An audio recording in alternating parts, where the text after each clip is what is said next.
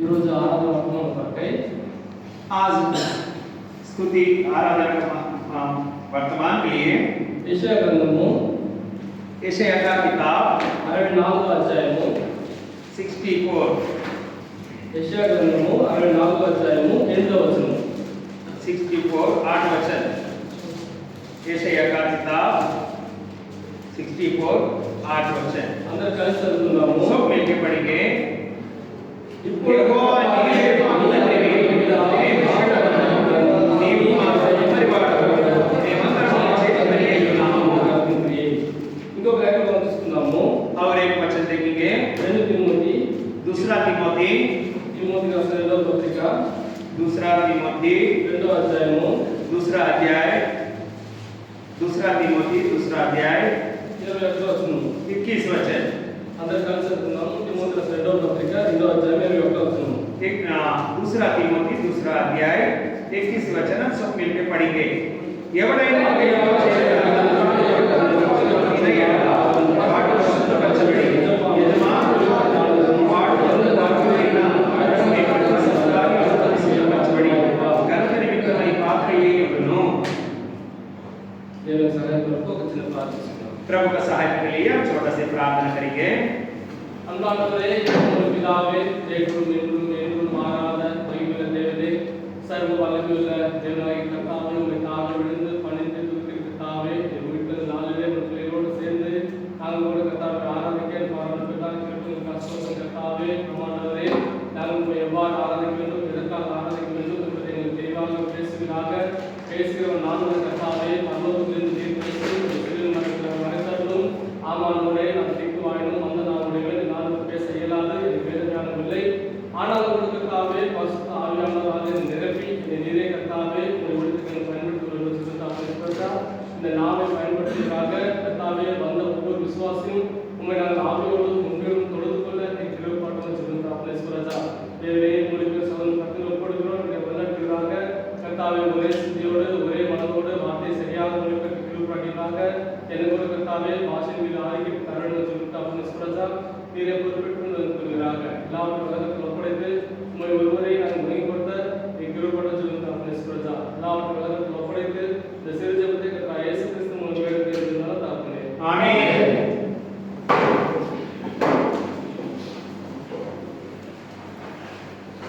యెషయా గ్రంథము 2వ అధ్యాయం 2వ వచనంలో यशाया का किताब 64 8 वचन में యెహోవా నీవే మాకు తండ్రివి, మేము జిగటమన్ను, నీవు మాకు కుమ్మరివాడవు, మేమందరము నీ చేతి పని అయి ఉన్నాము। మనం చూస్తాం ఇక్కడ దేవుడు ఈ లోకంలో నివసిస్తున్నప్పుడు ఏ పని చేస్తున్నాడు? परमेश्वर इस दुनिया में जीने के टाइम में क्या काम किया? ఆయన ఒక కార్పెంటర్ పని చేశాడు. और ये तो कारपेंटर का काम किया था। తండ్రి పని అది చేశాడు. उसका पिता जो काम करता था वही काम करते आया। మరి లేఖన వాళ్ళు మరో స్థలం చూసినట్లయితే ఆయన కాపరిగా ఉంటున్నాడు, మనం ఆయన ఈ యొక్క గొర్రెలుగా ఉంటున్నాం। दूसरा भाग देखेंगे तो वो चेला है और चरवा भी है, हम लोग को भेड़ा भी है, बकरी भी है। ఇక్కడ దేవుడు అంటున్నాడు ఆయన కుమ్మరిగా ఉంటున్నాడు, మనం ఎవరికి ఉంటున్నాము? ఈ యొక్క జిగట మట్టిగా ఉంటున్నాము। देखो हम लोग और परमेश्वर एक कुमार का तरह भी है और हम ये तो मटका बनाने वाला मिट्टी भी है।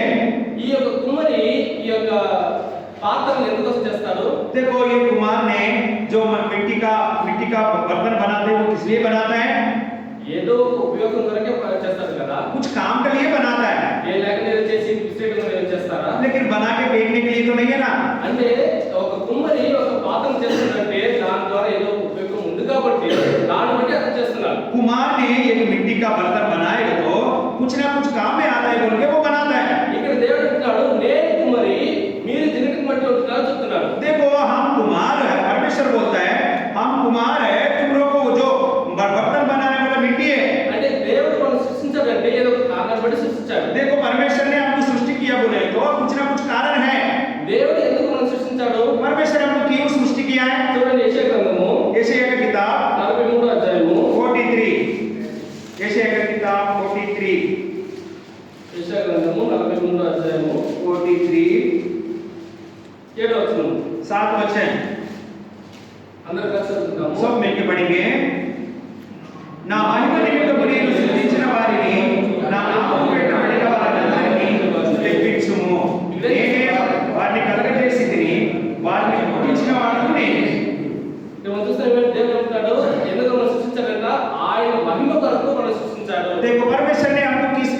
किया उसका महिमा करने के लिए। ఇక్కడ ఇదే 43వ అధ్యాయం 21వ వచనం చదవండి.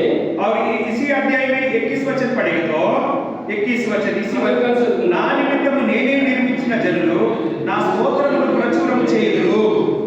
ఆయన మనం స్తుతించే కొరకు స్తోత్రించే కొరకు ఆయన మనం స్తుతించుతున్నాము. देखो उसको स्तुति करने के लिए भी आपने सृष्टि किया है। ఈ యొక్క కుమ్మరి ఈ యొక్క పాత్ర ఎందుకు సృష్టిస్తాడు, తను ఉపయోగపరచడానికి దేవుడు ఎందుకు సృష్టిస్తాడు, మనం ఆయన స్తుతించే కొరకు, మనము ఆయన మహిమని బయలుపరచే కొరకు, ఆయన మహిమ కొరకు మనం సృష్టించబడి ఉంటున్నాము. देखो दुनिया का दृष्टि से कुमार ने मिट्टी का बर्तन किस लिए बनाता है, कुछ ना कुछ काम में आने के लिए, और परमेश्वर ने हमको सृष्टि किया है उसका महिमा करने के लिए, स्तुति करने के लिए। ఈ యొక్క కుమ్మరి ఈ యొక్క పాత్ర ఎలా చేస్తాడో, देखो कुमार ने मिट्टी का बर्तन बनाने को कैसे बनाएगा। ఇప్పుడు మనము ఒక పాత్ర చేయాలంటే బయట నుండి మట్టితో మనం చేసేయగలుగుతామా? देखो एक बर्तन बनाना है तो जो बाहर मिलता है वो मिट्टी से बना सकता है। దానికోసం ఒక బంక మట్టి ఉంది, ఆ బంక మట్టితోనే చేయగలుగుతాడు. उसके लिए एक अलग मट्टी है, उसको लेके आके बनाना पड़ेगा। ఆ మట్టి ఉంటే మాత్రం వెంటనే అలాగా ఆ పాత్రను చేసేయడు. और वो मट्टी रहेगा तो भी ऐसे ही वो मटका को नहीं बना सकता है। ఎందుకని? क्यों? ఆ మట్టి లోపల రాళ్ళు ఉంటది, ఇసుక ఉంటది, లేకుంటే పుల్లలు ఉంటాయి. ఇవన్నీ ఏం చేయాలి? మొదటిగా ఇవన్నీ వేరుపరచాలి, తీసేయాలి, శుభ్రపరచాలి. దాని తర్వాత ఏం చేస్తాడు? ఆ మట్టి ద్వారా ఈ యొక్క పాత్రను చేస్తాడు. देखो बर्तन बनाने वाला मिट्टी ऐसे ही नहीं बना सकता है। वो मिट्टी का अंदर लकड़ी भी होता है, पत्थर भी होता है, कचरा भी होता है, वो पूरा साफ करके अच्छा से मिट्टी बना के उसको बर्तन बनाना पड़ेगा। ఒక పాత్రను చేయాలంటే కుమ్మరి చాలా జాగ్రత్తగా దాంట్లో పని చేస్తాడు. देखो एक मटका को बनाना है तो कुम्हार का आदमी बनाने वाला बहुत अच्छा से बनाने के लिए कोशिश करता है। దాంట్లో ఉన్న ప్రతి ఇంప్యూరిటీ, ప్రతి ఒక కలతలు అక్కడ తీసేసిన తర్వాత ఆ మట్టితో అతను ఆ పాత్రను చేసేవాడు ఉంటాడు. उस मिट्टी में जो कुछ भी बनाने के लिए कोई भी आटंक है उसको सब निकाल के ही बनाता है। దేవుడు మనల్ని సృష్టించినప్పుడు ఎలా చేశాడు? परमेश्वर ने हमको सृष्टि करने के टाइम क्या कैसे किया। ఆయన కూడా చాలా జాగ్రత్తగా మనం సృష్టిస్తున్నాడు. वो भी बहुत अच्छा से बनाया। మనం చూస్తాం ఈ లోకంలో ప్రతి సృష్టిని దేవుడు సృష్టించాడు. देखो इस दुनिया में हर सृष्टि की कैसे बनाया। ఆయన నోటి ద్వారా, ఆయన నోటి మాట ద్వారా సృష్టించాడు. उसका मुंह का बात के द्वारा सृष्टि किया। కానీ మనుషులను సృష్టించాడు.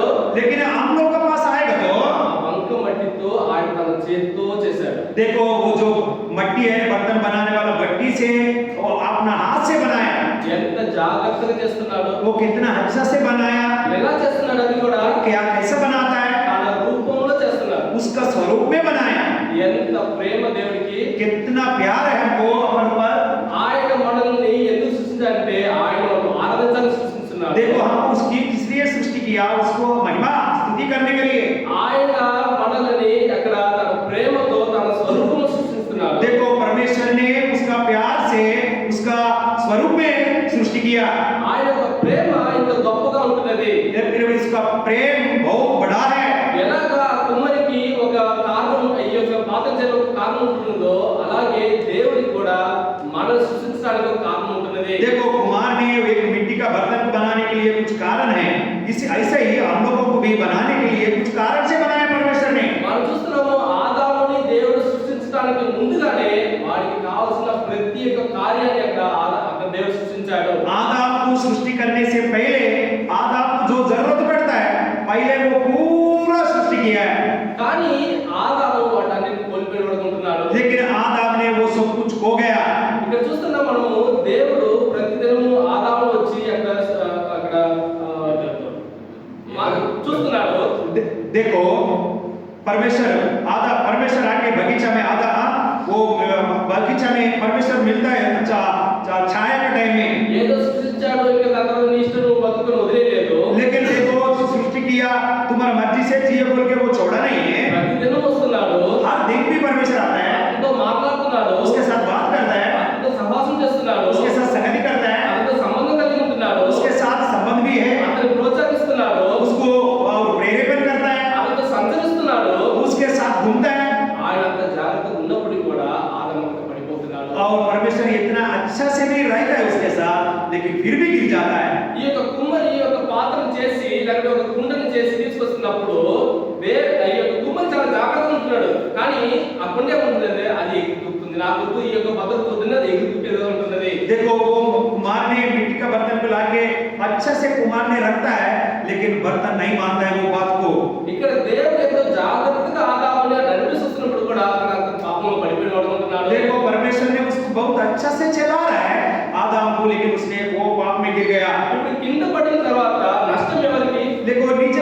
बाद नष्ट किसका है?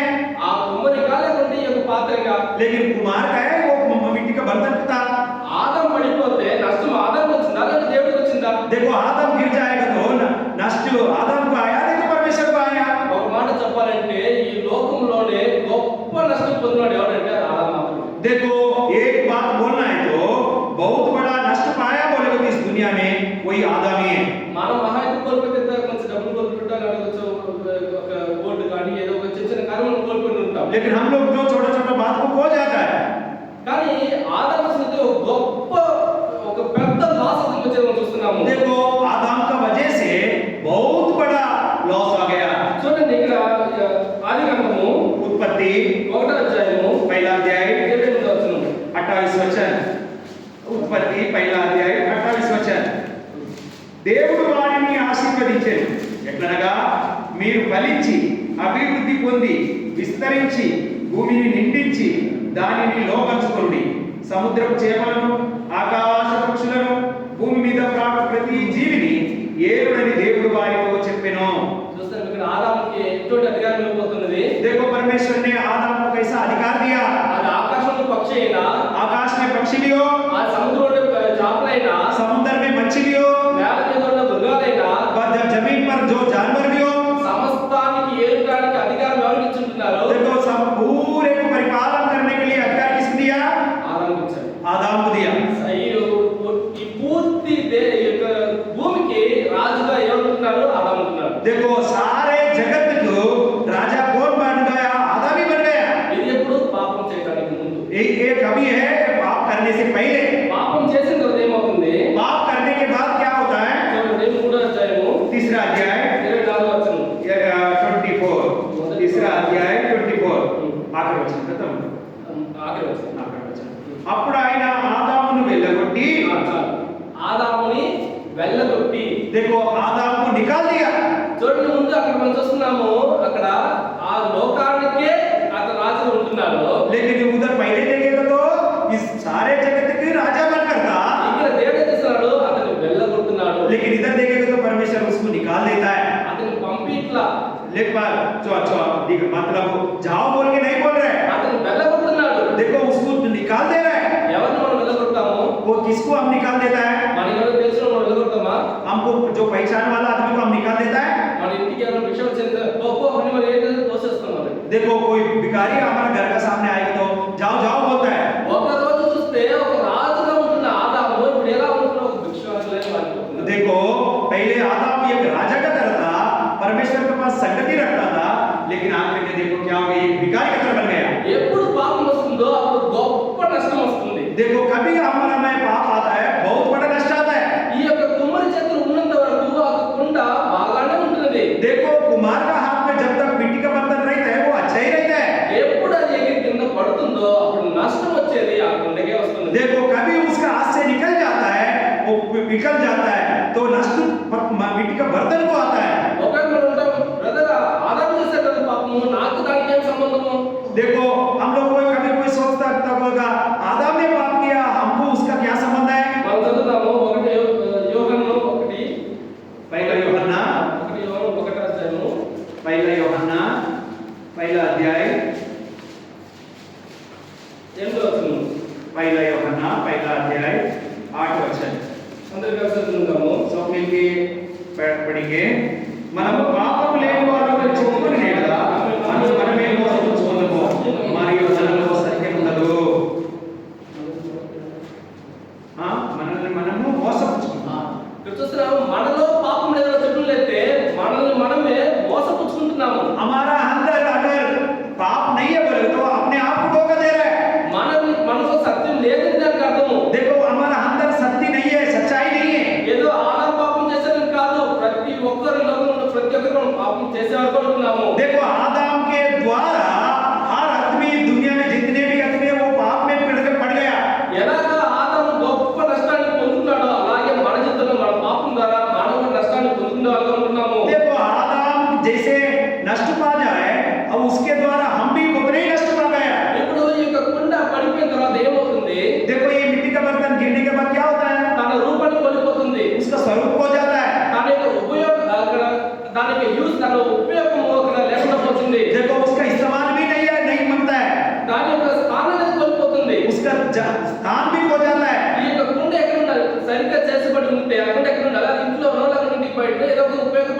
అప్పుడు ఏం చేస్తుంది, ఆ ఇంట్లో అది వెళ్ళలేని ఒక పరిస్థితి వస్తుంది. देखो मिट्टी का बर्तन में अच्छा से रहेगा तो कोई भी अच्छा स्थान में रहने का है वो।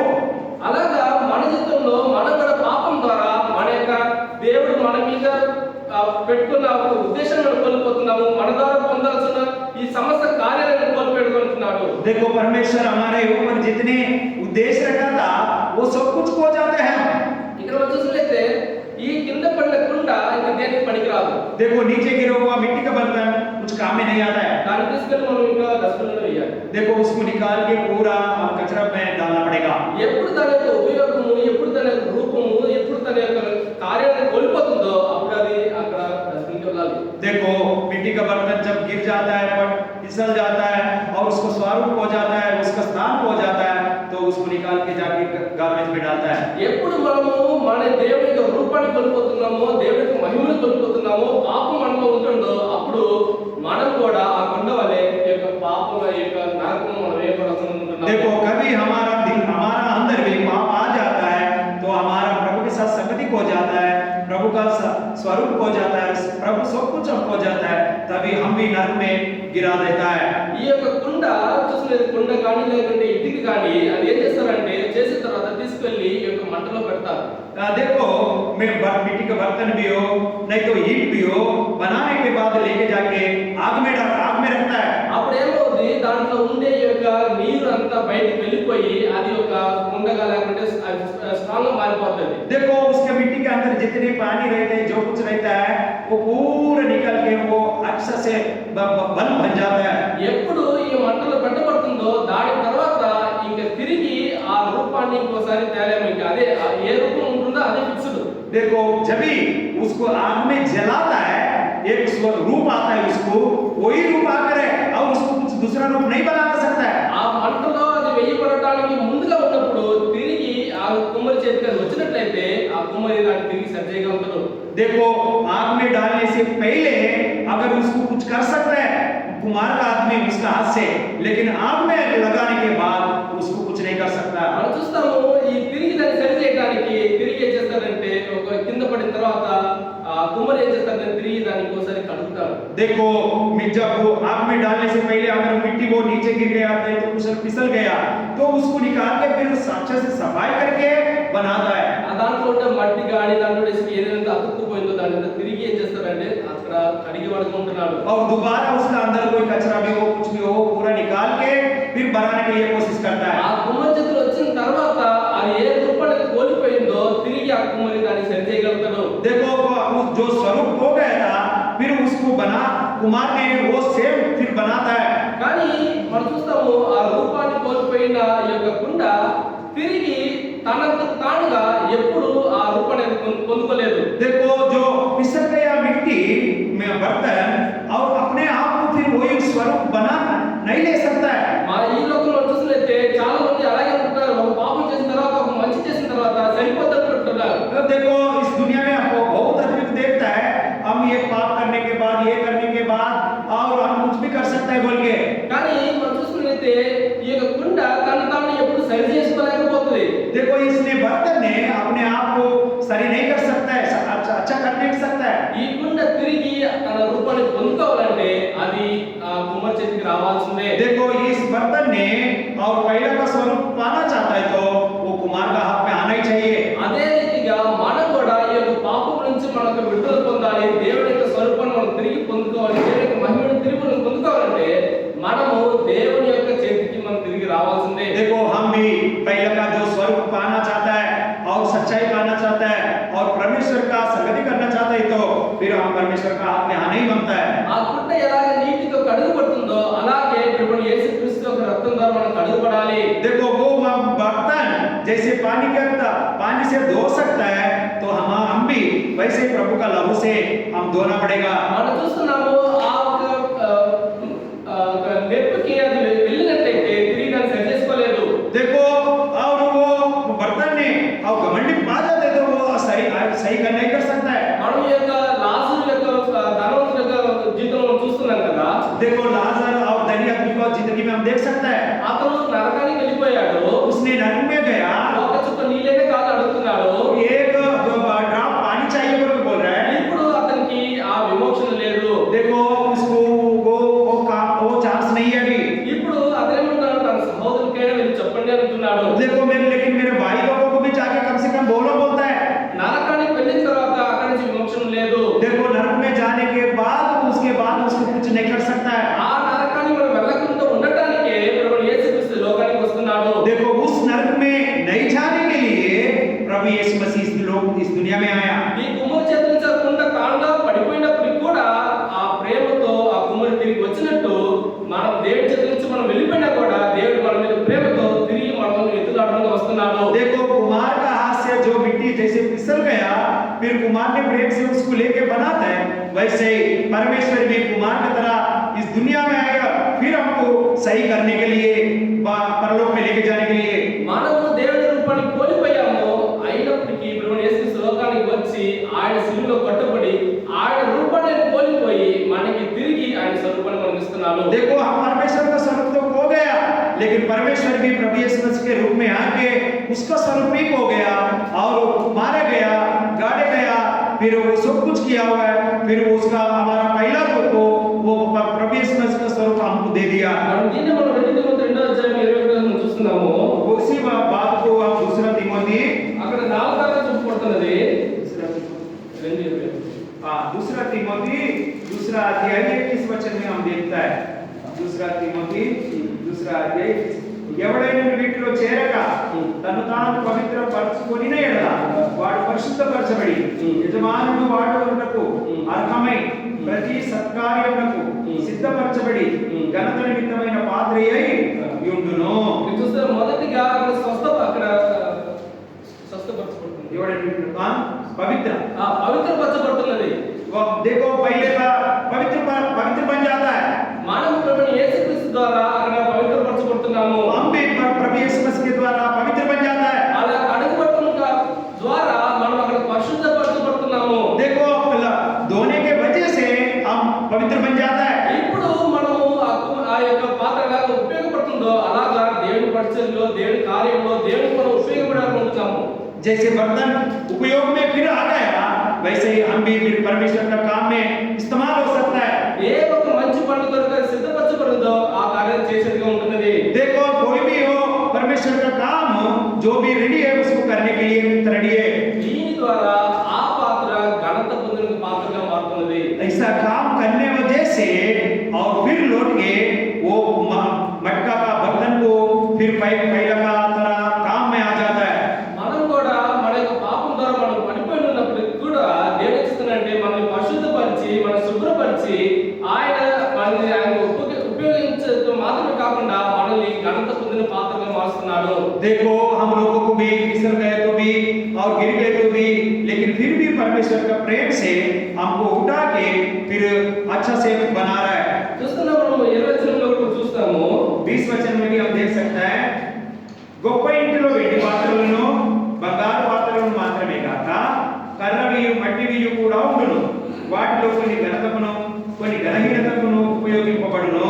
చూస్తున్నాము ఘనతకి ఘనత పొందే పాత్రలు ఉంటున్నవి, ఘనహీనత పొందే పాత్రలు ఉంటున్నవి. देखो कोई अच्छा से इस्तेमाल करने वाला भी होता है एक घर में और कुछ इस्तेमाल नहीं करने वाला भी, छोटा छोटा काम के लिए भी इस्तेमाल करने होता है। క్రీస్తు ఉన్నాడు కాబట్టి ఆయన రక్తం కార్చాడు కాబట్టి మనము దాని ద్వారా ఇక్కడ కడగబడ్డాం కాబట్టి పరిశుద్ధపరచబడ్డాం కాబట్టి మనము ఘనత పొందిన పాత్రగా మారుతున్నాము. तो देखो प्रभु यीशु मसीह के द्वारा उसके लहू के द्वारा हम धो गया इसलिए उसका पास आ गया, तो इसलिए हम भी अच्छा से पात्र मिट्टी का बर्तन बन गया। మనం ఆరాధనకి వెళ్దాము, हम आराधना में जाता है, మనం చూస్తాము అక్కడ కుమ్మరి మనం చూసిన కార్యాలన్నీ తిరిగి మనం చూస్తాము.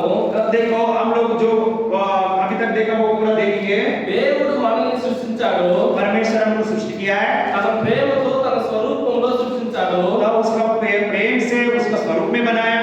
మనము ఆయన ఆరాధించే కొరకు ఆయన మహిమ కొరకు మనం సృష్టించాడు. देखो उसको आराधना करने के लिए स्तुति करने के लिए सृष्टि किया, మనకి సమస్త అధికారం ఇచ్చాడు, पूरे अधिकार दिया, ఈ లోకాన్ని ఏలడానికి అధికారం ఇచ్చాడు మనకి. इस दुनिया को पालन करने के लिए भी अधिकार दिया। కానీ మనం పాపం చేసి అధికారాన్ని కోల్పోయి దేవుని ద్వారా వెళ్ళగొట్టబడ్డాము. लेकिन हम लोग पाप करने की वजह से परमेश्वर के द्वारा निकाल दिया गया।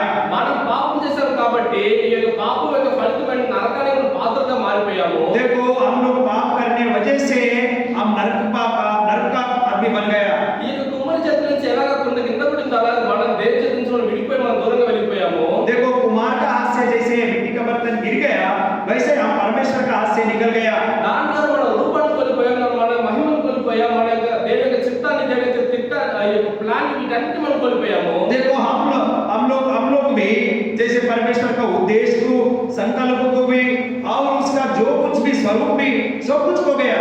కానీ దేవుడు మనల్ని అలాగే వదిలేయకుండా, लेकिन परमेश्वर ऐसे ही नहीं छोड़ा हम लोगों को। ఆయన మన కొరకు ఈ భూలోకానికి దిగొచ్చాడు. लेकिन उसी ने हम लोग का लिए इस दुनिया में आ गया। ఆయన రూపాన్ని కోల్పోయిన మనము మనల్ని తిరిగి సరిచేట కొరకు ఆయన సిలువలో తన రూపాన్ని కోల్పోయాడు. देखो हम लोगों को फिर जो हो गए स्वरूप देने के लिए कलवरी क्रूस में अपना स्वरूप हो गया। ఆయన కార్చిన రక్తాన్ని బట్టి మనం కడుగుపడి, उसने बहाया लहू के द्वारा మనం కడుగుపడి మనం పరిశుద్ధపరచబడుతున్నాము. देखो धोने के बाद हम परिशुद्ध बन जाता है। ఆయనకు ఉపయోగంగా ఉండే పాత్రగా మార్చబడుతున్నాము. उसको इस्तेमाल करने की तरह एक बर्तन बन जाता है। ఇప్పుడు ఘనత కలిగిన ఒక పాత్రగా మారిపోతున్నాము. अभी उसको महिमा करने के लिए एक बर्तन बन जाता है। దేవుడు మన జీవితంలో ఇటువంటి గొప్ప కార్యం చేసి ఉంటున్నాడు. परमेश्वर हमारी जिंदगी में ऐसे महान काम किया है। ఇటువంటి కార్యాల కొరకు మనం దేవుని మనం ఆరాధిస్తాము. ऐसे हमारा जिंदगी में परमेश्वर का काम किया, इसलिए हम परमेश्वर को आराधना करना है। దేవుని కొద్ది వాక్యాన్ని బట్టి మనం ఆత్మ సత్యం ఆరాధించడానికి మనం సహాయం కాక. परमेश्वर को इस कुछ वचन से हम स्तुति आराधना करने के लिए प्रभु सहायता करेगा। ఆమేన్. రండి దయచేసి మనం క్లుప్తంగా విన్న మాటలను బట్టి దేవుని వాక్యాన్ని బట్టి మనం ఆరాధిద్దాం. నన్నెల్లా ప్రేమించెను ఎవరు పాపము నొప్పుకొందురో వారిని క్షమించును. ఎవరు పాపము నొప్పుకొందురో వారిని క్షమించును. వారిని క్షమించును. ప్రేమ నమ్మకము గల పరలోక తండ్రి తన కుమారుని పంపెను. రక్తము చిందించి మా పాపము కడుగ సిలువపై అర్పించెను. సిలువపై అర్పించెను. ప్రేమ నమ్మకం కలిగిన తండ్రి, కృపా కనికరం కలిగిన నా ప్రభువా, సర్వోన్నతుడైన నా తండ్రి, సర్వ సృష్టికర్త, ఆది సంభూతుడైన తండ్రి, అల్ఫయు ఓమేగా, మొదటి వాడవు ఇప్పటి వాడవు, దయగలిగిన దేవుడవు, కరుణగల దేవుడవు, జీవముల దేవుడవు తండ్రి, వందనాలు స్తోత్రాలు. దయగలిగిన తండ్రి, నీ ప్రేమ అపారమైనది, వెలకట్టలేనిది. నా ప్రభువా, నన్ను నీ పోలికలలో నీ స్వరూపమందు తండ్రి నా మూలపితుడైన ఆదామును సృష్టిస్తూ వచ్చినావు. నీతో సహవాసం, సన్నిధి అన్నీ ఉన్నాయి. నువ్వు ఎంతో ప్రేమించి కావలసినవన్నీ సృష్టించావు. అయితే తండ్రి, ఆదాము చేసి అపను పాపము ద్వారా పడిపోయి వెళ్ళగొట్టబడినప్పటికీ తండ్రి, నీవు తిరిగి నాయన ప్రభు ఈ స్వరూపాన్ని కోల్పోయి నరకానికి పాత్రను బట్టి మమ్మల్ని తిరిగి రక్షించడం కొరకు నాయన యేసుక్రీస్తు ప్రభువుగా ఈ లోకంలోనికి వచ్చి తండ్రి కోల్పోయిన మా స్వరూపమును తిరిగి పొందుకొనుటకై నీ స్వరూపంలో కోల్పోయినప్పుడు నీ వందనాలు చెల్లిస్తున్నాం. అయినప్పటికీ ఎన్నో సార్లు తండ్రి కుమారి చేతిలో మట్టి విసిరిపోయినట్టుగా తండ్రి నేను ఎన్నోసార్లు విసిరిపోతున్నాను. అయినప్పటికీ నువ్వు వదిలిపెట్టకుండా తిరిగి నీ చేతుల్లో తీసుకుంటూ ప్రభా నువ్వు మంచి పాత్రగా చేస్తూ వస్తున్నందుకు నీకు వందనాలు చెల్లిస్తూ వస్తున్నాను. నీ ప్రేమను బట్టి నీకు స్తుతిస్తున్నాను. నేను నశించి నరకానికి వెళ్ళడం ఇష్టం లేకే దీనికి శాంతం వహిస్తున్న తండ్రి నీకు వందనాలు స్తోత్రాలు.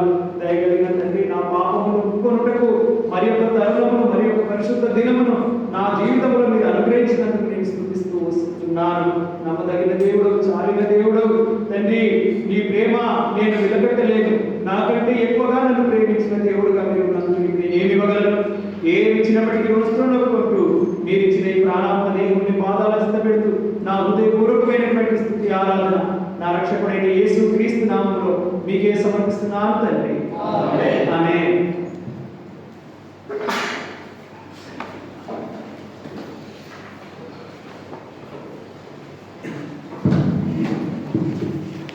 మనమందరం లేచి నిలబడి తెలుగులో 150 59 1 2 ఆఖరి పాడుకుంటా సమిష్టి ఆరాధన నిమిత్తమై 1 2 ఆఖరి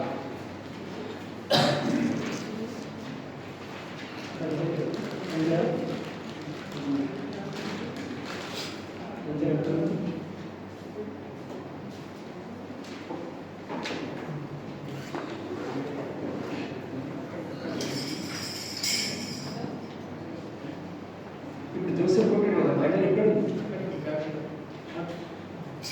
అడుగుతా ఉంటే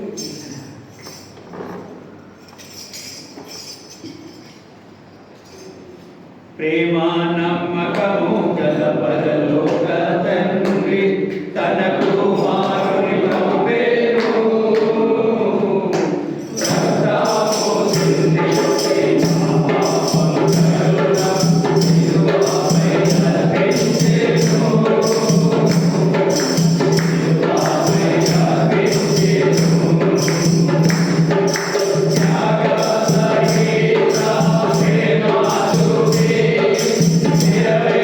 Thank you.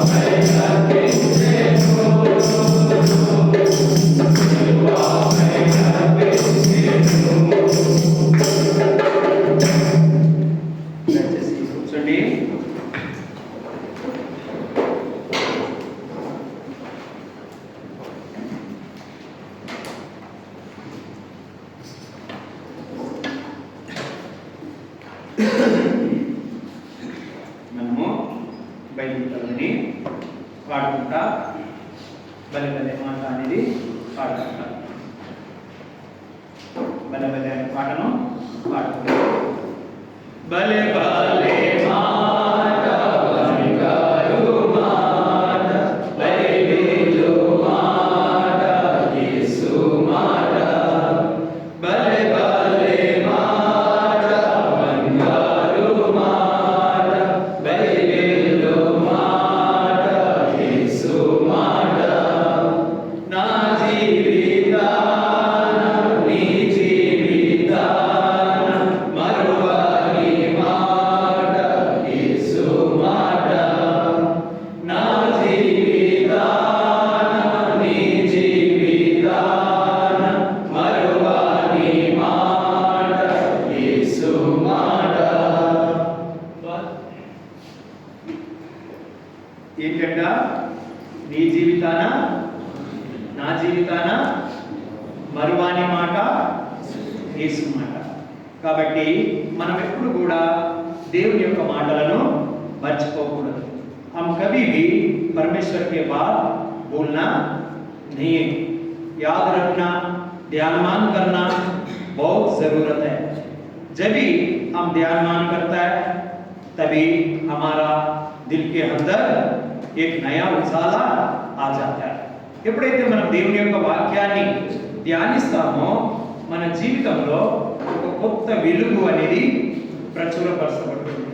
ఆ వాక్యం మనల్ని ఏం చేస్తుంది? వెలిగిస్తుంది. వాక్యం దేనితో సమానం? నూనెతో సమానం కదా. నూనె మనకు ఎప్పుడైతే మనము ఆ యొక్క దీపంలో నూనె పోసి హత్తుని పెట్టి దూదిని పెట్టి ఎప్పుడైతే ముట్టిస్తామో నూనె అయిపోతే అది ఆరిపోతూ ఉంటుంది, వెలిగించబడదు, దాంట్లో జీవం అనేది ఉండదు, ఎండిపోతుంది ఆ నూనె, ఆ పత్తి. కాబట్టి ఎప్పుడు మనం ఏం చేయాలి? దాంట్లో నూనె పోస్తూ ఉండాలి. నూనె పోసినా వెంట అది వెలుగుతూ ఉంటుంది. మన ఆత్మ కూడా దేవుని యొక్క వాక్యం చేత ఎప్పుడు వెలుగుతూ ఉండాలి. ఆ వెలిగింది అనుకోండి, అది ఇంకో వెలిగిస్తూ ఉంటుంది, ఇతరులకు వెలిగిస్తూ ఉంటుంది. जब भी हमारा अंदर आत्मा है और वचन से वचन तेल का तरह है और जो आत्मा हमेशा जलते रहता है, दीप जलता रहता है, तो हमको भी उजाला आता है, वो उजाला दूसरा को भी दिखाई देता है. तो इसीलिए वचन बहुत जरूरत है. हम कभी नहीं भूलना. ఎప్పుడు కూడా దేవుని యొక్క వాక్యాన్ని మర్చిపోకూడదు. ఇంతమందికి మనకు గుర్తుంది, లాస్ట్ డిసెంబర్ 31 రోజు వాగ్దానాలు తీసుకున్నాక అందరం తీసుకున్నామా? ఇప్పుడు ఎవ్వరు చూడొద్దు దయచేసి. ఎంతమంది మీ వాగ్దానం చెప్పగలరు? నీ వాగ్దానం అని చెప్పగలుగుతారా? అబద్ధం ఆడద్దు, అబద్ధం ఆడద్దు. ఓకే, దేవుడి సన్నిధిలో ఉన్నాం. ఎవరైతే చెప్పగలుగుతారో వాళ్ళు మాత్రమే చేయలేపండి. ఎవరైతే మీకు వచ్చిన వాగ్దానాన్ని చెప్పగలుగుతారో చూడవద్దు, ఇప్పుడు బైబిల్లో వెతకొద్దు, చూడొద్దు. ఎవరైతే చెప్పగలుగుతారో వాళ్ళు మాత్రమే చేయి లేపండి. ఎంతమంది లేపారు? 2 అంతే, నేను 3. మరి ఎలా? ఇది కరెక్ట్ అంటారా? మీరే చెప్పండి. ఇది మంచిదా? మన జీవితానికి ఇది మంచిదా? మన వాగ్దానాన్ని మనం మర్చిపోతే, అంటే అదొకటే వాగ్దానం అని కాదు, దినము పరిశుద్ధ గ్రంథం చదువుతున్నప్పుడు ఎన్నో వాగ్దానాలు ఇస్తాడు. కానీ ఆ రోజు రాత్రి కొరకు మనం ఎంత తాపత్రయపడతాం, ఎంత ఆశపడతాం? దేవుడు నాకు ఏ వాగ్దానం ఇస్తాడో, ఏం మాట్లాడతాడో, ఎలాగా అది తీసుకునేదాకా ఒక భయం ఉంటుంది మనకి కదా. ఒక భయం కింద మనం అక్కడికి వస్తాం. ఆ స్థలానికి వచ్చి ప్రార్థన చేసుకొని ఇట్లా అనుకొని అది తీసుకొని హృదయానికి కప్పుకొని నాకు ఈ వాగ్దానం వచ్చింది, ఈ వాగ్దానం వచ్చింది, ఈ వాగ్దానం వచ్చిందని చెప్పుకుంటాం. ఆ ఒక్క రోజేనా? కాదు కదా. ఆ ఒక్క రోజే మనము దాన్ని ధ్యానిస్తే ప్రయోజనం ఏంటి? మనము ఆ సంవత్సరం పొడుగునా దాన్ని మనం నోటికి నోటి చేసుకోవాలి. పెళ్ళైన వాళ్ళైతే కుటుంబ వాగ్దానం కూడా నోటడి ఉండాలి. పెళ్లి కాని పిల్లలంటే వేరు. పెళ్ళైన వాళ్ళు, తల్లిదండ్రులుగా అయిన వాళ్ళు బాధ్యత కదా కుటుంబంది. కుటుంబం బాగుండాలని కోరుకుంటే కదా మనము, నా భార్య, నా పిల్లలు, నా అంతా బాగుండాలని కోరుకుంటాగా. ఆ వాగ్దానం కూడా మనం ఎత్తిపెట్టి ప్రార్థన చేయాలిగా. చేయాలా వద్దా? పిల్లలకు చెప్పవలసిన మనమే ఇంకా అలాగే ఉంటే మరి ఎలా? పిల్లలకు మనం చెప్పాలిగా, మనమే ఇంకొకరి చేత చెప్పించుకుంటూ పోతే ఎలాగ మరి? बच्चों को बोलने का है, एक परिवार है हमारा, बच्चा है, सब कुछ है, वो लोग अच्छा रहने के लिए हमें कराया, इतना साल मर मर के जी रहा इधर, ఇన్ని సంవత్సరాలు ఇక్కడ చనిపోయి బ్రతుకుతున్నది ఎవరి కొరకు? కుటుంబం కొరకే కదా. మరి వాళ్ళ కొరకు తీసుకున్న వాగ్దానాన్ని మనం ఎలా మర్చిపోతాం? మర్చిపోలేం కదా. మన వ్యక్తిగత వాగ్దానమును, కుటుంబ వాగ్దానమును మర్చిపోకూడదు. సేవ, వాక్య పరిచర్య చేసే వాళ్ళు మెయిన్ అసలే మర్చిపోకూడదు. ఎందుకంటే మనం ఈ స్థలంలోకి వచ్చి చెప్తాం, ఈ స్థలంలోకి వచ్చి మనం ఏం చేస్తాం? ఇతరులకు చెప్తాం, పాటలు పాడతాం, పాటల ద్వారా కూడా సువార్త చెప్తా ఉన్నాం. పాటలు పాడటం అంటే ఈజీ కాదు. ఇప్పుడు ఏమైపోయింది, ఇక్కడ ఎవరు మన తెలంగాణ భాషలో ఒకటి ఉంటుంది, ఎక్కడ దిక్కు లేకపోతే దక్కబోడే దిక్కు అన్నట్టుగా ఒక కహావత్ ఉంది కదా. అలాగా ఇక్కడ మనకి ఎవ్వరు ఎటువంటి పరిస్థితులు ఉన్న దాన్ని దాటుకుంటూ వెళ్ళడానికి ప్రయత్నం చేస్తున్నామే తప్ప, ఇప్పుడు మనం ఏం చేయాలి? కొన్ని సంఘ క్రమాలు చూస్తే నేను కూడా నిలవబడలేను ఇక్కడ. సంఘ క్రమాన్ని పాటించాలంటే నేను కూడా ఇక్కడ నిలబడలేను. అంత స్టిక్ ఉండాలి, అంత కట్టడిగా ఉండాలి. అలాంటిది కాదు కదా. ఇప్పుడు ఉన్న ఈ పరిస్థితి కూడా మనం నిలబడలేని పరిస్థితుల్లో ఉంటా ఉన్నాం. కాబట్టి మనం ఎంత బలహీనులమో మనం గుర్తుంచుకోవాలి. కానీ దేవుడు ఇప్పుడే మన ఆరాధన వర్తమానం విన్నాం, పడిపోయినాం, కుండ పెంచిపోయింది, కానీ ఇంకా మనం ఆయన చేతుల్లో ఉన్నాం. ఈ సంఘమే ఏంటిది? సారే. కుమ్మరి దేని మీద చేస్తాడు? కుండ ఏముంటుంది? చక్రం సారే, దాన్ని ఏమంటారు తెలుగులో? సారే మీద చేస్తుంది. ఇది సారే. ఇప్పుడు మనం దేని మీద ఉన్నాం? సారే మీద ఉన్నాం. ఇంకా వేయి కాల్చబడదా? కాల్చబడితే మంచి ఒక కుండ అవుతుంది, పగిలిపోయింది అనుకో, మళ్ళీ దాన్ని ఇంకా చేయరాలిగా. ఎప్పుడు కాల్చబడతాం? చనిపోగానే కాల్చబడినట్టు. అప్పుడు ఇంకా అవకాశం లేదు.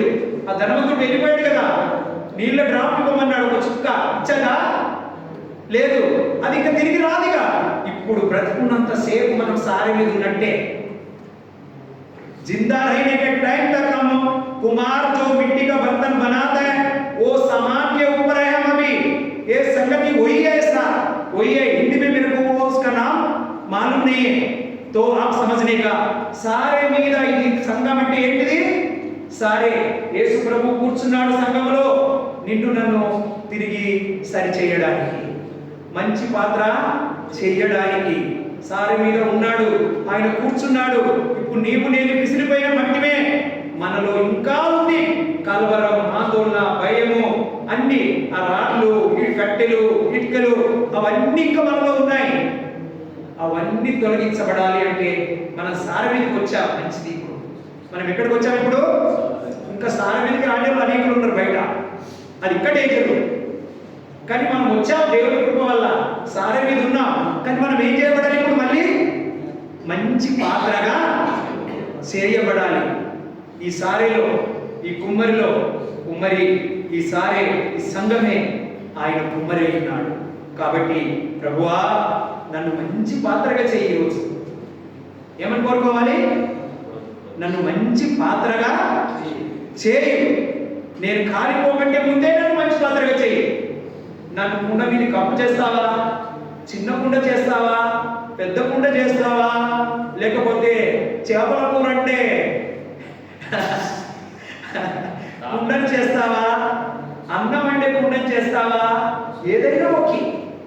ఏదైనా నీళ్ళు తాగే గ్లాసును చేస్తావా?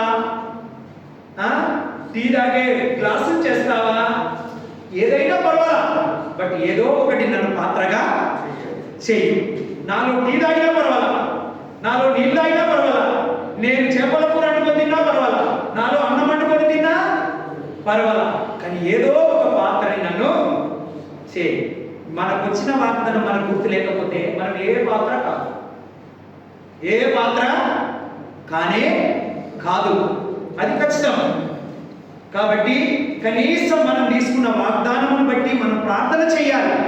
ప్రభువా నువ్వు ఇచ్చిన ఈ వాగ్దానం నా జీవితంలో నెరవేర్చు, నా జీవితంలో నెరవేర్చు, నా కుటుంబాన్ని ఈ విధంగా మార్చు, ఈ విధంగా సహాయము చెయ్యు, నా పరిచర్య వాగ్దానం ప్రభువా దీన్ని దీవించు, నువ్వు నాకు ఇచ్చావు కదా, దీనికి నేను అన్నట్టుగాను నన్ను ఇలాగా చెయ్యు అని మనం ప్రాధేయపడాలి, ప్రభువుని అడగాలి. అందుకని ఇక్కడ ఏమంటున్నాడు, అదే మాట చూసుకుందాం. వల్ల మనము ఇర్మియా గ్రంథము రండి, ఇర్మియా గ్రంథము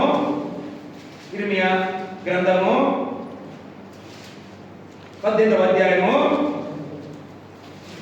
దానికి సంబంధించినటువంటి మాటలే మనం చూసుకుందాం. इर्मिया का किताब 18 अध्याय 1 2 3 4 वचन हम सब मिलके पढ़ेंगे. 1 2 3 4 వచనాలు మనం అందరం కలిసి చదువుకుందాం. 1 2 3 4 వచనాలు అందరం కలిసి చదువుకుందాం. యెహోవా యొద్ద నుండి ఇర్మియాకు ప్రత్యక్షమైన వాక్కు, నీవు లేచి కుమ్మరి ఇంటికి పొమ్ము, అక్కడ నా మాటలు నీకు తెలియజేతును. నేను కుమ్మరి ఇంటికి వెళ్ళగా వాడు తన సారె మీద పని చేయించుండెను. కుమ్మరి జిగట మట్టితో చేయించున్న కుండ వారి చేతిలో విడిపోగా ఆ జిగట మందు అలా తీసుకొని కుమ్మరి తనకు యుద్ధమైనట్టుగా వారితో మరి ఒక కుండ చేసి. ప్రభు సాయం కొరకు చిన్న ప్రార్థన. ప్రేమగల తండ్రి, కృపగలనైన సజీవుడైన మా తండ్రి, నీ పాదాలకు వందనాలు, స్తుతులు, స్తోత్రాలు చెల్లించుకుంటున్నాను. సాయంకాల సమయంలో నీ బిడ్డలమైన మేము బేతేలు సంఘము ద్వారా చిన్న మందగా చేరి వచ్చి నిన్ను ఆరాధించే భాగ్యం ఇచ్చినారు.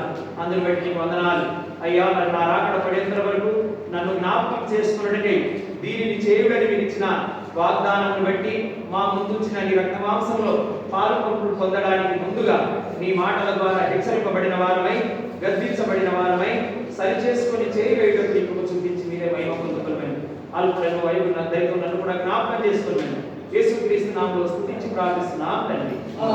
ఆమేన్. ఇక్కడ ఏమంటున్నాడు ఇప్పుడు?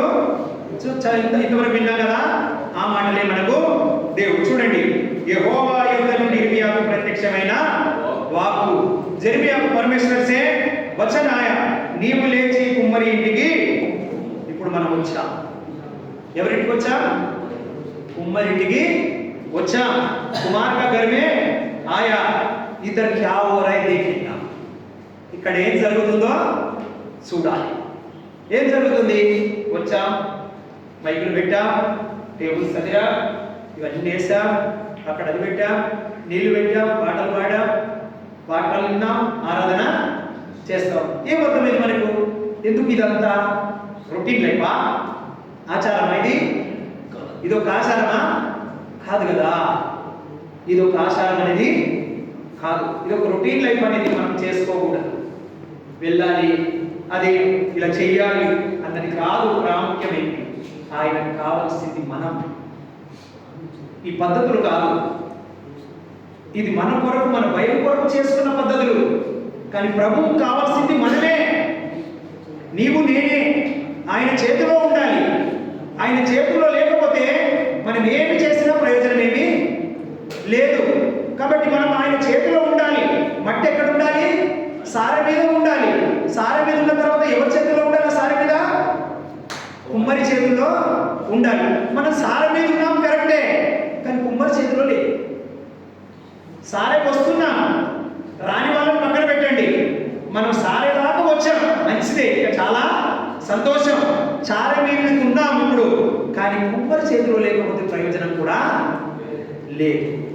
సారె మీద ఉన్న మట్టి మళ్ళీ కుమ్మరి చేతిలో కూడా ఉండాలా. అప్పుడే సరైన పాత్రగా చేయబడుతుంది. అందుకనే కుమ్మరింటికి పొమ్ము. ఇది మాత్రమే ఉంది మన జీవితంలో. కుమ్మరింటికి మాత్రమే వచ్చా. అయితే ఏమనుంది? అక్కడ నా మాటలు నీకు తెలియజేతును. వింటున్నాం ఆయన మాటలు. ఇక్కడ వచ్చి వింటున్నామా లేదా? सुनता है ना? सुनता है, सुन रहा है, तो मैं सुन रहा है. लेकिन ఇక్కడ చూడండి, వెళ్ళగా వాడు తన సార మీద పని చేయించుండెను. ప్రభు పని చేస్తున్నాడు. ఇక్కడ ప్రభు తన పని తను చేస్తున్నాడు. ఇదంతా తన పనే, మనతోటి చేయించే పని అంతా తన పనే. కానీ మన పని మనమే చేయాలి. అందుకని ఇక్కడ ఏమంటున్నాడు? కుమ్మరి జిగట మట్టితో చేయించున్న కుండ వాని చేతిలో విడిపోగా ఆ జిగటమన్ను మరలా తీసుకొని కుమ్మరి తనకి ఇష్టమైనట్టుగా దానితో మరిపకుండా చేసేను. కాబట్టి సారె మీదకి వచ్చిన మనము ఆయన చేతిలో వెళ్ళాలి సరైన పాత్రగా చెయ్యడానికి. అందుకే అంటున్నాడు ఇక్కడ, అంతటా యెహోవా వాక్కు నాకు ప్రత్యక్షం ఇలా సెలవించిన 5వ వచనం, ఇశ్రాయేలు వారలారా, ఈ కుమ్మరి మట్టికి చేసినట్టు నేను మీకు చేయలేనా? ఇదే యెహోవా వాక్కు. జిగటమన్ను కుమ్మరి చేతిలో ఉన్నట్టుగా ఇశ్రాయేలు వారలారా, మీరు నా చేతిలో ఉన్నారు. మీరు నా చేతిలో ఉన్నారు. ఇప్పుడు మనం ఆయన చేతిలో ఉన్నాం. ఉండాలి, మనం ఉన్నామని కాకుండా ఉండాలి అని నిర్ణయించుకోవాలి. నేను ఆయన చేతిలో ఉండాలి. ఆయన ఏ పాత్ర అయినా చేసినా నేను దానికి సిద్ధంగా ఉన్నాను. ఆయనకి ఇష్టమైన పాత్రనే నన్ను చేయండి. కుండ చెప్తుందా? నన్ను చిన్న కుండ, మట్టి చెప్తుందా నన్ను చిన్న కుండ చేయి, పెద్ద కుండ చేయి, లేకపోతే ఇది చేయి, అది చేయి అని చెప్తుందా? చెప్పదు. మనం ఏం చెప్పని అవసరంలా, మనతో ఏదైతుందో ఆయనకు తెలుసు. మన వల్ల ఏ పని అవుతుందో परमेश्वर को मालूम है, हमसे क्या काम होता है परमेश्वर को मालूम है. మనం చెప్పవలసిన అవసరం లా, మనతోటి ఏది అవుతుందో ఆయనకు తెలుసు. కేవలం మనం చేయవలసింది సారె మీద చూడి ఆయన చేతుల్లోకి రావడం. దయచేసి సారె మీదకి రాకుండా ఉండకండి. సంఘాన్ని వదులుకోవద్దు, సంఘాన్ని దూరం పెట్టుకోవద్దు. మనకు సంఘమే ప్రాముఖ్యం. కుటుంబానికంటే సంఘము కూడా చాలా ప్రాముఖ్యం. కుటుంబం బాగుండాలన్నా సంఘమే కావాలి, మనం బాగుండాలన్నా సంఘమే కావాలి. అందుకనే అన్నిటికంటే ప్రాముఖ్యమైనది సంఘం, సహవాసం. ఇప్పుడు చూడండి, ఉదయకాలంలో చూసుకున్నా 4 ఉన్నాయి. అపోస్తలుల కార్యములు 2వ అధ్యాయం 42వ వచనం చదవండి ఎవరైనా. మనకుంది అక్కడ ఉంది, ఆ బోర్డు మీద ఉంది. అపోస్తలుల కార్యములు 4వ అధ్యాయము 2వ అధ్యాయము 42వ వచనం. వీరు అపోస్తలుల బోధయందును సహవాసమందును రొట్టె విరుచుటయందును ప్రార్థన చేయడందును ఎడతెగక ఉండిరి. ఇప్పుడు మనము నీటి ద్వారా పోస్తున్నాం అనుకోండి, ఒక్కొక్కసారి ఏం చేస్తాం, మధ్యలో ఆగిపోయి మళ్ళీ నీళ్లు పడతా ఉంటాయి, కట్ అవుతూ ఉంటాయి, పడతా ఉంటాయి. నూనె పోసినా ఏది పోసినా. కానీ అలా కాదు, ఎడతెగక కారుతూ ఉండాలి, తెగిపోకూడదని ఎప్పుడు పాల్గొనే ఉండాలి. ఇప్పుడు దీంట్లో మనం దేనికి ఎక్కువ ప్రాధాన్యతనిస్తాం? మనమే కదా. బోధ ఉంది, సహవాసం ఉంది, ఆరాధన అంటే ఆరాధన ఉంది, ప్రార్థన ఉంది. మనం దేన్ని ఎక్కువ ఇష్టపడతాం? ప్రార్థన ఫస్ట్ కదా. ప్రార్థన అంటే చాలా ఇష్టం అందరికీ, ఆరాధన తర్వాత. కొందరికి ఆరాధన కంటే ఎక్కువ బోధించడము ఇష్టం, కొందరికి బోధ అంటే చాలా ఇష్టం. సహవాసం అయితే ఎవరికి ఇష్టం? సహవాసం కలిగి ఉండడానికి చాలా తక్కువ మందికి ఇష్టం ఉంటుంది. ఈ బోధ ఆరాధన సరి సమానంగా ఉంటాయి కొందరు జీవితాల్లో. కొందరు బోధన ఇష్టపడతారు, ప్రార్థన తర్వాత కొందరు ఆరాధనను ఇష్టపడతారు. సహవాసానికి అయితే చాలా ఇష్టపడకండి. కానీ ఈ 4 సమానమే. విశ్వాస జీవితంలో ఇది ఎక్కువ ఇది తప్పని కాదు. ఈ 4 ఏంటి? 4 కాళ్ళు మంచానికి. ఏ ఒక్క కాలు లేకపోయినా మంచం మీద పడిపోతుంది. కాబట్టి 4 సమానమే కదా. కానీ మనం ఈ 1, 2 కోరుకుంటాం దీంట్లో నుంచి, మిగతావి వదిలిపెట్టేస్తాం. మరి మన జీవితం ఎలా సరిపడుతుంది? సరిగా ఉండదు. కుంటిపోయిన మంచమే, ఇరిగిపోయిన మంచం మీద ఎవరైనా కూర్చుంటామా? ఇరిగిపోయిన మంచం మీద ఎవరైనా కూర్చుంటామా? కూర్చోలే కదా, భయపడతాం, పడిపోతాను, దెబ్బలు తగ్గుతాయనేసి. మరి ఇలాంటి వాళ్ళతో మనం స్నేహం చేస్తే మనం కూడా అలాగే అయిపోతాం. ఇలాంటి వాళ్ళతో ఒక కాలు ఇరిగిపోయిన వాళ్ళతో మనం స్నేహం చేస్తే మనం కూడా కాలు ఇరగొట్టుకుంటాం. కదా. ఇప్పుడు వాళ్ళు సహవాసం రాకపోతే మనం కూడా రా, వాళ్ళు ప్రార్థనకు రాకపోతే మనం ప్రార్థనకు రా, వాళ్ళు ఆరాధనకు రాకపోతే మనము రా, వాళ్ళు సువార్తకు రాకపోతే మనం కూడా వెళ్ళం. కాబట్టి మన ప్రతి దానికి కలిగి ఉండే ప్రాముఖ్యత ప్రతి దానికి ఇవ్వాలి. దేని ప్రాముఖ్యత దానికి మనం ఇవ్వాలి. అప్పుడే మన ఆత్మీయ జీవితంలో మనము బలపడగలుగుతాం. ఇది ఆరాధనకి వెళ్తాను, నేను సంఘ ప్రార్థనకి వెళ్ళను. సంఘ ప్రార్థనకి వెళ్తాను, నేను బైబిల్ స్టడీకి వెళ్ళను. నేను బైబిల్ స్టడీకి వెళ్తాను, ఆరాధనకి వెళ్ళను. లేకపోతే ఎవరింట్లో జ్వరం వచ్చింది, లేకపోతే సమస్య ఉంది, లేకపోతే సావాసం ఉంది, వాళ్ళ ఇంట్లో కోడికి ఉంది, అక్కడికి వెళ్ళను, సువార్తకు వెళ్ళను. ఇది ఏది చేయకపోయినా ఒక కాలు ఎగిపోయిన మంచంతో సమానం. ఈ నాలుగుట్లో మనం ఏది చేయకపోయినా ఒక కాలు ఎగిపోయిన మంచంతో సమానమే. ఆ కాలు ఎగిపోయిన మంచం దేనికి పనికిరాదో మనం కూడా దేనికి పనికిరాదు. మనం కూడా దేనికి పనికిరాదు. ఇరిగిపోయిన మన కాలు ఇరిగిపోయిన మంచాన్ని ఎవరు ఎలా ఇష్టపడరో దేవుడు కూడా ఇష్టపడడు. దేవుడు కూడా ఇష్టపడడు. పాత్ర సరిగా చేయలేడు, పాత్ర అవ్వలేము మనము. ఎందుకంటే కాలు ఇరిగిపోయి ఒక పనిలో మనం పడిపోయినప్పుడు ఆయన చేతిలో లేనంటే, సారం మీద ఉన్నాం కానీ చేతిలో లేవు, అప్పుడు మనం సరైన పాత్రగా ఉండలేము. కాబట్టి మనలో జిగట మండిలో ఉన్న సర్వస్వమును ఏర్పరచదనే మనం చేయగలుగుతాం. కాబట్టి దేవుని బిడ్డలుగా మనం గుర్తుంచుకోవాలి. ఏం చేసింది రిబ్కమ్మ? రిబ్కమ్మ జీవితంలో ఏం చేసింది? ఆవిడ ఒక్కసారి వచ్చిందంటే తల్లిగారింటి నుంచి మళ్ళీ వెళ్ళినట్టుందా? లేదు. సర్వస్వము తన ఇల్లే అయిపోయింది, సర్వస్వము తన కుటుంబమే అయిపోయింది, అన్నీ చేస్తూ వచ్చేసింది. మనము ఇంకా పాత జీవితాన్ని గురించే ఆలోచన చేస్తాం. ఉన్న ఇంటిని విడిచిపెట్టేసి, ఉన్న పనులన్నీ వదిలిపెట్టేసి, ఉన్న దేవుడి సంఘాన్ని వదిలిపెట్టేసి, ఉన్న సహవాసాన్ని వదిలిపెట్టేసి ఎక్కడ దాని గురించో మనం ఆలోచన చేస్తాం. బయట సహవాసం, బయట పనులు, బయటది. వారమంతట్లో ఇదే ఆలోచన, వారమంతట్లో ఇదే. ఎవరైనా సరే మన కుటుంబాన్ని వదిలిపెట్టి మనం ఉంటే ఎలా ఉంటుందా పరిస్థితి? బాగుంటుందా? మరి మన సంఘాన్ని మనం వదిలిపెట్టేసి మనం రాకపోతే మన పరిస్థితి ఏమిటి మరి? అంతే కదా. కాబట్టి దేవుని బిడ్డలంగా మనం ఆలోచనను కలిగి ఉండాలి. నా వైఖరి ఎలా ఉంది, నా జీవిత విధానం ఎలా ఉంది, నేను పరీక్షించుకుంటాను. నేను సారి మీదకి వచ్చాను కానీ ఆయన చేతుల్లో లేదు. ఆయన ఎలా సరైన పాత్ర చేస్తాడు? చెయ్యలేదు. అందుకనే ఇక్కడ గమనించండి, జకర్యా అనుకుంటాను, జకర్యా గ్రంథము, జకర్యా చెప్పండి.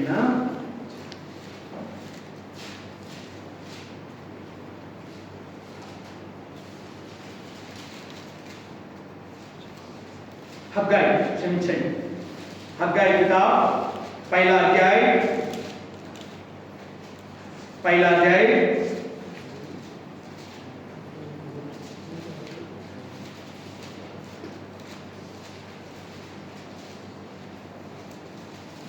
2 నుంచి 11 వరకు మనం మార్చి చదువుకుందాం. హగ్గాయి గ్రంథం 1వ అధ్యాయము 2 నుంచి 11 వరకు మనం మార్చి చదువుకుందాం. बारी बारी पढ़ेंगे। हग्गाई का किताब पहला अध्याय दूसरा वचन से 11 वचन तक।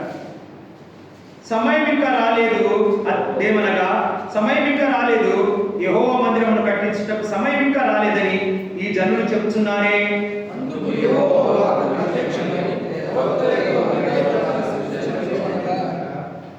ఈ మందిరము పాడై ఉండగా మీరు సరంబి వేసిన ఇండ్లలో నివసించడం ఇది సమయమా?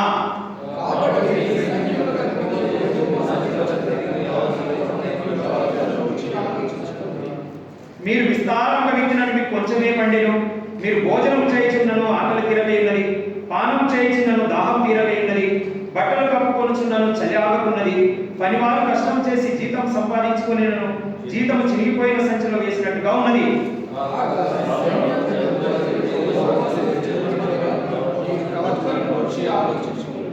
పర్వతములెక్కి మ్రాను తీసుకొని వచ్చి మీరు ఈ మందిరమును కట్టించిన యెడల దాని యందు నేను సంతోషించి నన్ను గణపరచుకొందునని యెహోవా సెలవిస్తున్నాడు.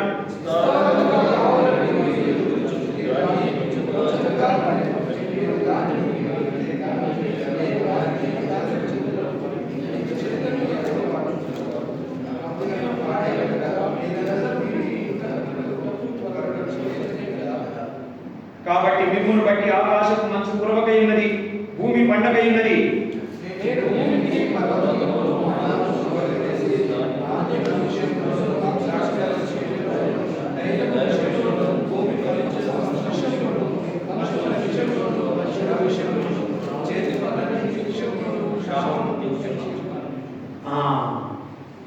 అక్కడ మనం 4 మాటలు మనం గమనించవచ్చు. ఏమనుంది? మీ ప్రవర్తనను గురించి तुम्हारा परिवर्तन के बारे में सोचो, तुम्हारा परिवर्तन के बारे में सोचो। तुम्हारा वजह से बारिश नहीं गिर रहा है, ऐसे ही लिखा। हमारा वजह से आशीष रोक गया, हमारा वजह से आशीष से क्या हो गया? रोक गया, क्योंकि हमारा परिवर्तन प्रभु का नजर में सही नहीं, तो इसीलिए हम आशीष नहीं पाता है। మనలను బట్టి ఏమైపోయిందంట? వర్షము ఆగిపోయింది. అంటే మనలను బట్టి ఆశీర్వాదము ఆగిపోతుంది. కాబట్టి ఏమైపోతుంది? ఆశీర్వాదం ఆగిపోతే ఏమైపోతుంది? వర్షం లేకపోతే ఏమైపోతుంది? పంటలు పండవు. ఆశీర్వాదం లేకపోతే ఏమైపోతుంది? మనలో అభివృద్ధి అనేది ఉండదు. అందుకే అంటున్నాడు, మీ ప్రవర్తనను గురించి మీరే ఆలోచించుకోండి, మీ ప్రవర్తనను గురించి మీరే ఆలోచించుకోండి. మన గురించి, మన ఇంకొకరి గురించి ఆలోచించడం వదిలిపెట్టుదా. మనం ఎలా ఉన్నాం, మనం ఏం చేస్తా ఉన్నాం, మన ప్రవర్తన ఎలాగుంది, మన విశ్వాస జీవితం ఎలాగుంది, నేనేం చేస్తున్నాను దేవుడికి, దేవుడి సంఘానికి, నా వల్ల ఏ మేలు జరుగుతుంది ఇంకొకరికి, సంఘానికి, అది ఆలోచించుకోవాలి. ఇంకొకరు ఏం చేస్తున్నారు, ఏం చెయ్యట్లేదు ఆలోచించడము అది పనికి మాలినటువంటి ఆలోచన. నేనేం చేస్తున్నాను సంఘానికి, దేవుని పనికి, నా వల్ల ఏ మేలు జరుగుతుంది, నేను ఏం ఆశీర్వాదం పొందుకుంటున్నాను దేవుని వల్ల, నేను ఏం ఆశీర్వాదాన్ని పొందుకుంటున్నాను.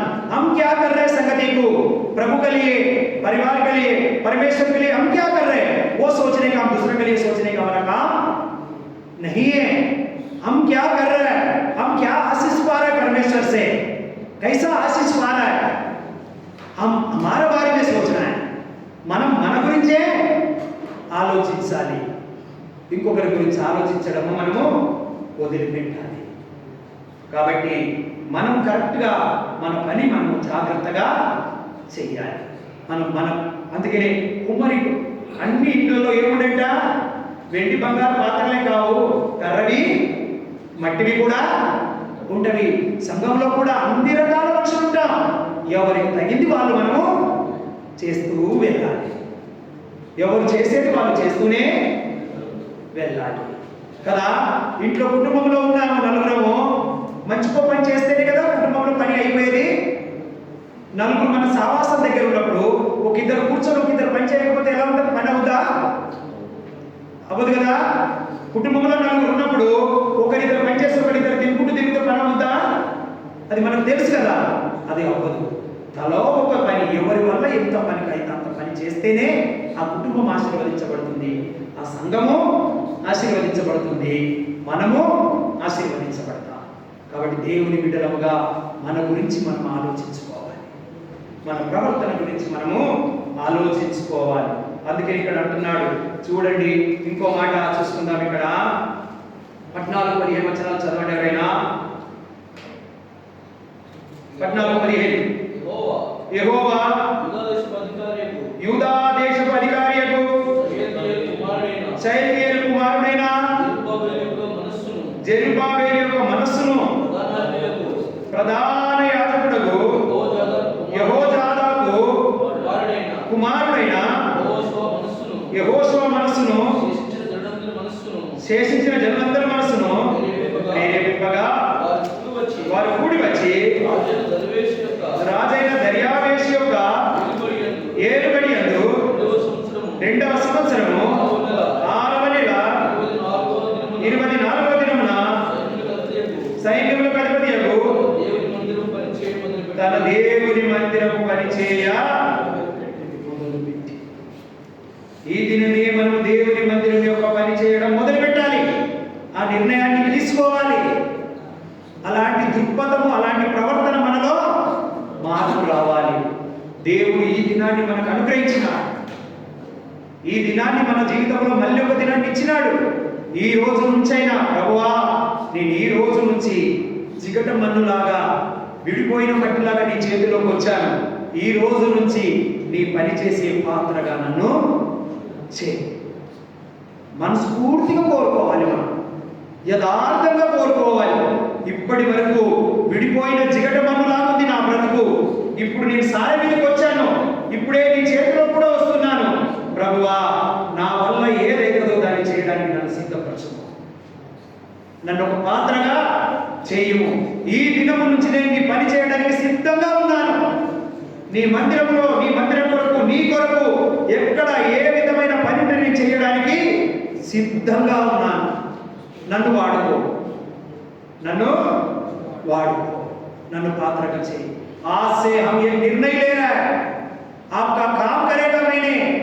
आज से मैं एक निर्णय ले रहा है, तो मैं जो मिट्टी का बर्तन बनाने वाले मिट्टी का तरह आप हाथ में है, तो मेरे अच्छा से बर्तन बनाओ ताकि हम इस्तेमाल कर सके। जो मेरे से होते वही बर्तन बनाओ हम, ताकि तुम्हारे लिए इस्तेमाल हो सके। हम ऐसा निर्णय लेना बहुत जरूर है, क्योंकि आज मौका दिया हमको परमेश्वर ने। देखो और एक वचन हम पढ़ेंगे। आइए ఇంకొక మాట మనం చూసుకుంటాం.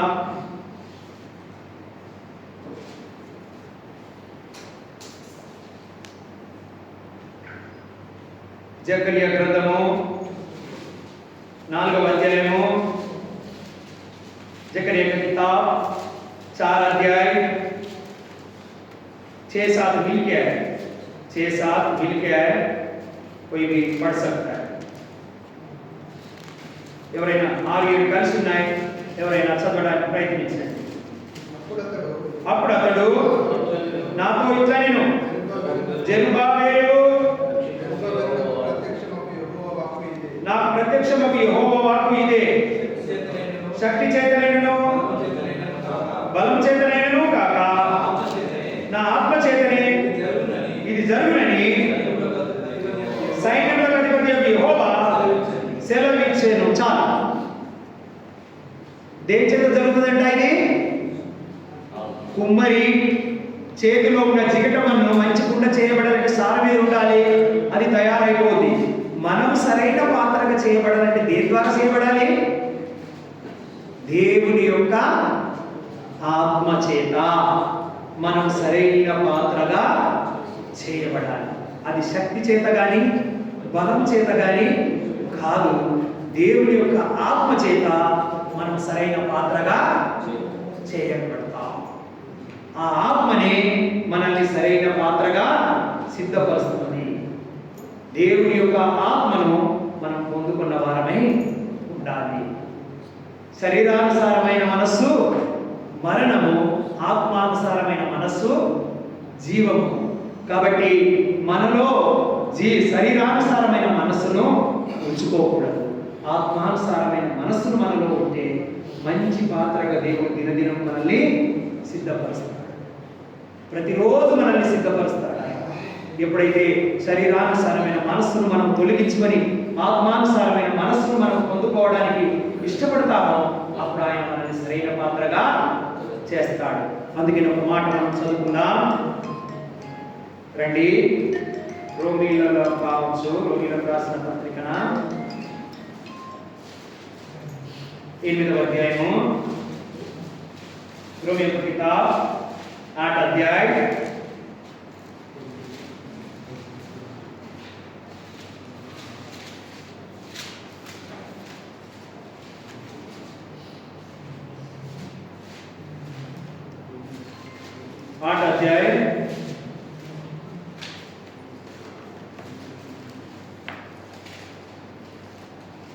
8 अध्याय 5 से लेकर 11 तक बारी पढ़ेंगे. 5 నుంచి 11 వరకు మనం మార్చి చదువుకుందాం. 5 నుంచి 11 వరకు మనం మార్చి చదువుకుందాం. 5 से लेकर 11 तक हम बारी पढ़ेंगे. శరీరానుసారులు శరీర విషయముల మీద మనస్సుంతులు. నేను ఇప్పుడు చదువుతాను, మీరు రెండవ చదవండి అన్న. శరీరానుసారులు శరీర విషయముల మీద మనస్సుంతులు, ఆత్మానుసారులు ఆత్మ విషయముల మీద మనస్సుంతులు. శరీరానుసారమైన మనసు మరణము, ఆత్మానుసారమైన మనసు జీవమును సమాధానమై ఉన్నది.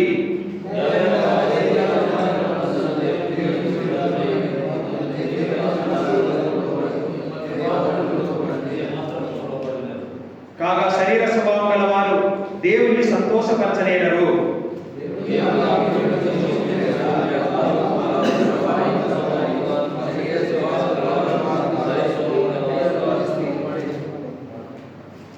క్రీస్తు మీలో ఉన్న ఎడల మీరు శరీరము పాప విషయమై మృతమైనది గాని మీ ఆత్మ నీతి విషయమై జీవం కలిగి ఉన్నది.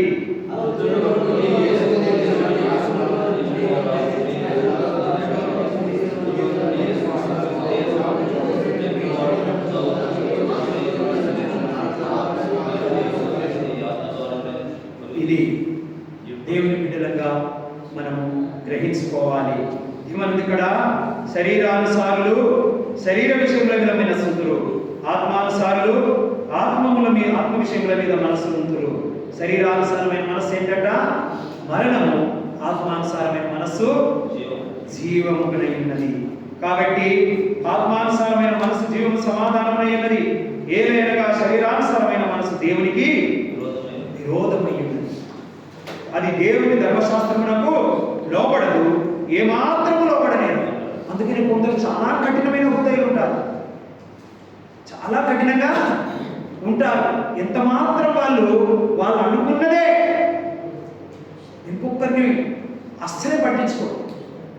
వారి రోదన, వారి వేదన, వారి ప్రేమ, వారి యొక్క ఏది కూడా వారికి పట్టించుకోరు. ఎంత కఠినమంటే అంత కఠినంగా ఉంటారు. అది దేవుడికి విరోధమైనటువంటి మనస్సు. వాళ్ళు దేవునికి విరోధులు. అది ఎవరైనా సరే, నేనైనా మీరైనా ఎవరైనా సరే, అది ఎంత మాత్రము లోపడదని, మంచితనానికి ఎంత మాత్రము లోపడదు, దేవుని వాక్యానికి ఎంత మాత్రము లోపడదు. కఠినమైన మనస్సు, కఠినమైనటువంటి జీవితంలో వాళ్ళు జీవిస్తారు. మన భాషలు అంటగా నేను పట్టిన కుందేలకు మూడే కాదు. కాబట్టి ఆ మనస్సే అటువంటిది. అలాంటిది దేవునికి విరోధమైన వాళ్ళు.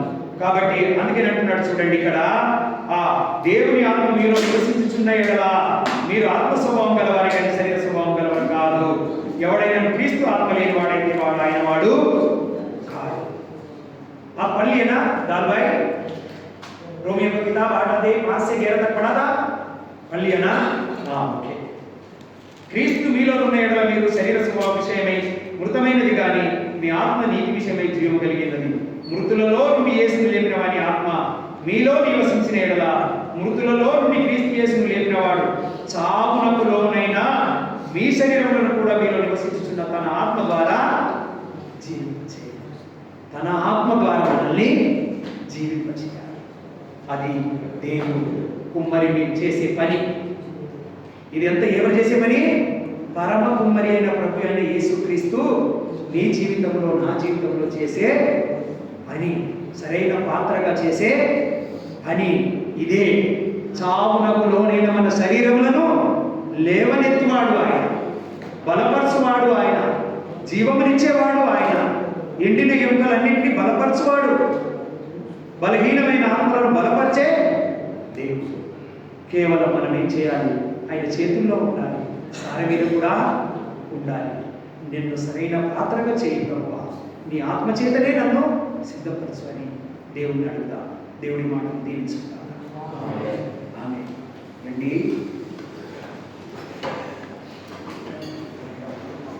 సజీవుడైన మా తండ్రి, నీ పాదాలకు వందనాలు, స్తుతులు, స్తోత్రాలు చెల్లిస్తున్నా. సాయంకాల సమయంలో నీ బిడ్డలమైన మేము దేవుని సంఘం ద్వారా నేను ఆరాధించుటకు మీరు తీసుకొచ్చిన విధానాన్ని నీకు వందనాలు. అవును తండ్రి, మేము కూడా కుమ్మరి చేతిలో నుంచి విడిపోయిన చీటి మన లాంటి వాళ్ళని, ఆ ఇశ్రాయేలు ప్రజల వారి తప్పిపోయిన వారిని దయతో క్షమించండి. సాయం సాదృశ్యమైన మీ సంఘానికి వచ్చాము అయ్యా. కుమ్మరులైన నీ చేతిలో మేము ఉన్నాము. ఇప్పుడు మమ్మల్ని సరైన పాత్రగా చేయండి, మీ కృప చూపించండి అయ్యా. మా చుట్టూ ఉంటున్న పరిస్థితులు, మా చుట్టూ ఉంటున్న ప్రజలు, మా చుట్టూ ఉంటున్న పరిస్థితులు అయ్యా మాకు అనుకూలంగా లేకపోవు అయ్యా. అయినప్పటికీ సమస్తము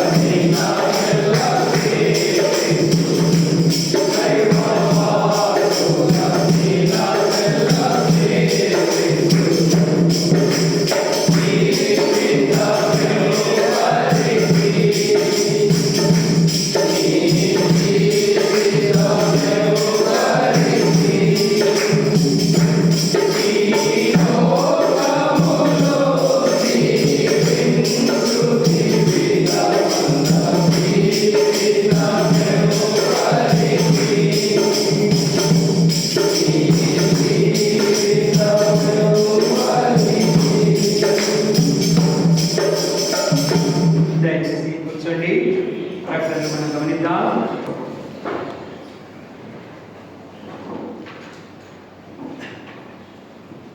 ప్రేమగల తండ్రి, కృపగలైన సజీవుడైన మా తండ్రి, నీ పాదాలకు వందనాలు, స్తోత్రాలు అయ్యా. ఇంతవరకు నీ సన్నిధిలో మేమందరం కలిసి నిన్ను ఆరాధించి నీ రక్తమాంసాల పాల్గొనే భాగ్యం ఇచ్చినందుకు నేను స్తుతిస్తున్నాను. ఎవరు ఏ అవసరతలతో వచ్చారో, ఏ అక్కరలతో వచ్చారో వారి హృదయంలో నెమ్మది, శాంతిని అనుగ్రహించండి. వారికి కావాల్సిన ప్రతి అవసరతను మీరు తీర్చగల దేవుడు అని వారు విశ్వసించినట్లు కృప చూపించండి. ఎవరైతే రక్తమాంసాల పాలు పొందారో వారిని దీవించండి. ఎవరైతే నేను ప్రేమించి కానుకలు తీసుకొచ్చినారో వారిని ఆశీర్వదించి అవి నీ యొక్క రాజ్య వ్యాప్తి కొరకు, సంఘక్షేమం కొరకు వాడబడినట్టు సాయం చేయండి. మీరే 2 చేపలు 5 రొట్టెలతో 5,000 మందికి ఆహారం పంచిపెట్టగా తండ్రి ఇంకా 8 గంపలు 12 గంపలు మిగిలినాయి. అలాగే బేతేలు బెతనీయ సంఘం యొక్క అవసరతలు తీరంగా తండ్రి అనేకులు పంచేలాగా ఆశీర్వదించమని ప్రార్థిస్తూ, దయగల తండ్రి తిరిగి మేము ఉన్న స్థలాలకు వెళ్తుండగా క్షేమంగా మేము చేరుకొని నిన్ను మైపరిచే భాగ్యాన్ని కలగచేయమని, మరి ముఖ్యంగా ప్రభు బయట సహవాసాన్ని కూడా మీరు దీవించమని యేసుక్రీస్తు నామములో ప్రార్థిస్తున్నాం తండ్రి. ఆమేన్. తండ్రి దేవుని ప్రేమయు ప్రభు యేసుక్రీస్తు కృపయు పరిశుద్ధాత్మ యొక్క అన్ని సహవాసం తనలో వచ్చిన మనకును సర్వలోకంలో ఉన్న పరిశుద్ధులందరికీ సదాకాలం యేసుక్రీస్తు ప్రభు యొక్క రాజ్యంలో ప్రవేశించబడేంత వరకు తోడై నడిపించును గాక. ఆమేన్. ప్రైజ్ లార్డ్ అందరికీ.